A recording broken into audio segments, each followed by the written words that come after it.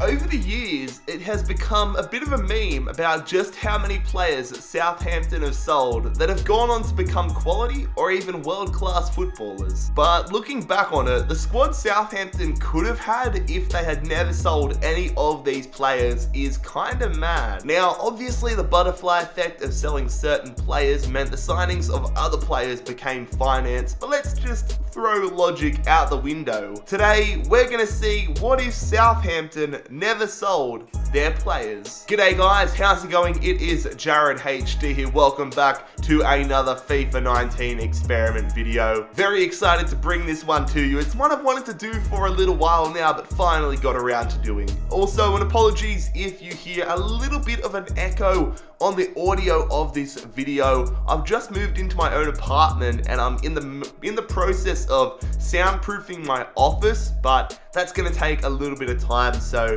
I appreciate the patience, but hopefully there's no echo to begin with. And I mean, if we're going for some of their best players, why not go for one of their better managers? Koeman, the one that got away. But if you guys do go on to enjoy today's experiment video, make sure you leave a like on the video, and also make sure you bloody scorpion kick that subscribe button down below if you are new around here. So this is what the side is gonna look like. A lot to digress. So we're gonna go virtually the only player in this starting 11 that actually plays for Southampton at the moment is McCarthy. But we've got a lot of big name players in here. A lot of players that maybe haven't lived up to their potential yet either, but here we go. So left back we have Luke Shaw. He did sign for Manchester United from Southampton. He did that back in 2014 and that was for 37.5 million euros. A massive one of the best defenders in the Premier League and some would argue the world at the moment, Virgil van Dijk,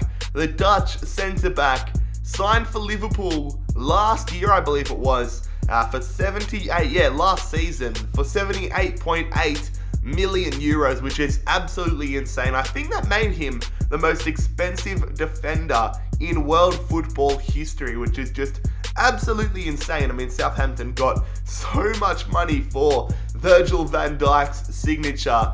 Then we have Toby Alderweireld. Now, this one is a little bit questionable. He only signed for Tottenham. Well, he was on loan at Southampton from Atletico Madrid, but there was a subsequent real big legal battle that ensued. Southampton could have and probably should have signed him, but it all ended up with him going to Tottenham. But I'm still putting him down as a former Southampton player just for a bit of fun and because he's just absolutely crazy right now. I mean, imagine if Southampton had Van Dijk and Alderweireld as their starting centre-back combo.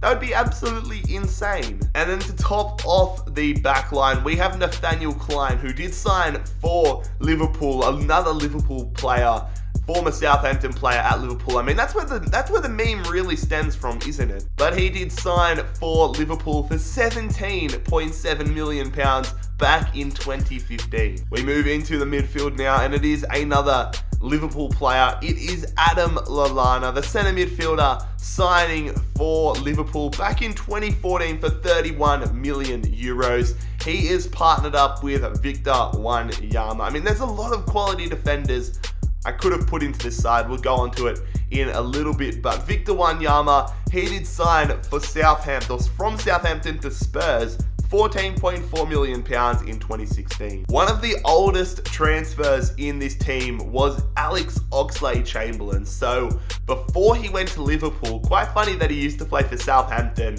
and still ended up at Liverpool, but before he played for Liverpool, he signed to Arsenal from Southampton back in 2011 for 13.8 million euros. And I mean, Oxlade-Chamberlain and a lot of these players, I mean, Theo Walcott, who we'll talk about in a bit, is a real testament to how good Southampton's youth academy is. Moving to the left wing spot, another player that's gone to Liverpool, one of the biggest players in this team. He's been an absolute star for Liverpool, Sadio Mane. I mean, I remember when he played for Southampton and scored, I think it was the quickest hat-trick in Premier League history at St. Mary's. That was absolutely insane. But he did sign for Liverpool back in 2016, £41.2 million. And I mean, if both clubs could see into the future and would have been able to tell how good Mane would have been for Liverpool, I'm sure that price tag would have been even bigger, but 41.2 million euros for Sadio Mane. And like we mentioned before, Theo Walcott, he is the oldest transfer in this side. He signed for Arsenal from Southampton back in 2006 for £10.5 million. He was a youngster, and I mean 2006, £10.5 million was a decent transfer sum, that's for sure. He was a real good signing for Arsenal as well. Of course, now at Everton, but a Southampton player from the past, 2006. What's that, 12 years ago? He's all the way back at Southampton now. And probably the most famous former Southampton player that has gone on to achieve great things is Gareth Bale. Now, in this experiment, I'm going to be playing him at the striker position. He can play there in FIFA, normally plays right wing. When he did go to Tottenham back in the day, when he went to Tottenham back in 2007, they played him at left mid. Of course, he got developed into a right winger. Before Southampton, he was at Birmingham and was playing left back. Can't remember if Bale was playing left back at Southampton. I say that like I've even gave a crap about Southampton when I was watching Bale when I was 9 years old. But Bale, we're going to have him at striker. He did sign for Spurs back in 2007 for 14.7 million euros. So that's the starting 11. We're going to take a look at the bench. It's a nice mix of current Southampton players and former ones. So Dejan Lovren, the Croatian centre-back, he signed famously for Liverpool back in 2014 for a big sum of 25.3 million. Morgan Schneiderlin, there was a whole deal around him when he went to Manchester United from Southampton. What a flop that turned out to be, but I remember there was a whole big issue with that. He ended up signing for 35 million, so Southampton won big time there. Dusan Tadic, traveling to Ajax, or moving to Ajax in 2018 for 11.4 million euros. That was this past summer. Jay Rodriguez is going to make our bench. He, of course, went to West Brom. It's really sad what happened with Jay Rodriguez. Could have been a world-class player or a decent Premier League striker at that. Really showed signs, but injuries really have hampered his career. He's in the Championship at West Brom at the moment, but I thought we'd bring him back. He went to West Brom for £13.7 million in 2017. So that is all the players we're going to be using for this experiment, the players that Southampton are sold on. It's quite a good looking team. Will this team be able to push for top 4, win the Premier League, or will they still remain in the relegation battle like they are in real life? We're going to find out. I'll check in with you guys at certain parts of the season. Well, here we are on the 1st of January, 20 games down, 18 to go. And this is not really that good. I mean, we're only 10 points out of the top 4, but Bale, Mane, all them not doing too good for us. But one thing that's good to see and funny to see is Liverpool are struggling without some of their better players as well, which isn't really a shock.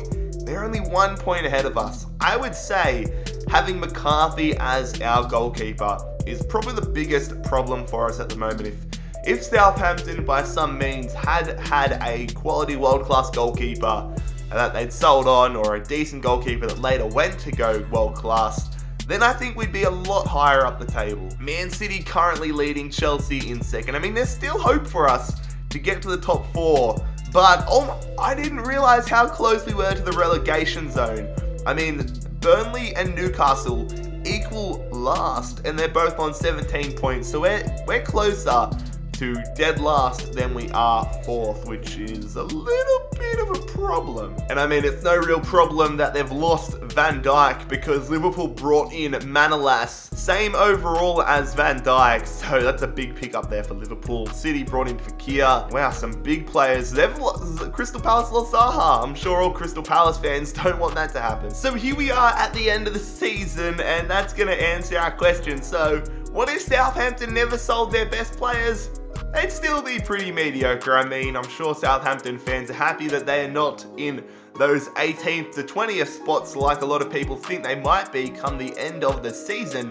9th spot is good for Southampton, but when you've got Gareth Bale, you've got Sadio Mane, you've got Virgil van Dijk, all these players, 9th place, you'd maybe be hoping for a little bit better. We're only 2 points off 6th place Liverpool as well, so overall not a bad season, but not terrible. Man United are the Premier League champions. But let's go and see how the Saints did in the other tournaments. So we were eliminated in the quarterfinals of the FA Cup to Man City, who ended up winning the whole thing in a Manchester derby. We were eliminated in round 2 of the Carabao Cup to Millwall of all sides. That's pretty embarrassing. And Everton, what is it with all the derbies in this?